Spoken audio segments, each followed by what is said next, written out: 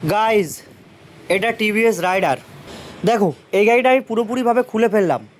এদিকে কিন্তু সামনের পজিশনটা পুরোপুরিভাবে খুলে ফেলেছি, ওপরের ট্যাঙ্কির যে প্লাস্টিকটা হয় সেটাও খুলে ফেলেছি। মূলত এই গাড়িটা ফুল সার্ভিসের কাজ আমি করছি। দেখো, এই গাড়িটায় যে ঘাড়ের বল্লেছাটা খারাপ হয়ে গেছে। দেখো, আমি একটা রড ধরে আছি আর একটা রড খোলা আছে, একটা রডের অয়েল সিল খারাপ হয়ে গেছে। এদিকে কিন্তু বল্লেছাটা খুলে ফেলেছি পুরোপুরি। দেখো, বেসিক্যালি মেন খোলার উদ্দেশ্যটা আরেকটু বলি। এই গাড়িটার অ্যাক্সিডেন্ট হয়ে যাওয়ার কারণে এই যে টিটা এইটাও টাল হয়ে গেছে, টি এবং এই সকার পাইপও কিন্তু টাল হয়ে গেছে।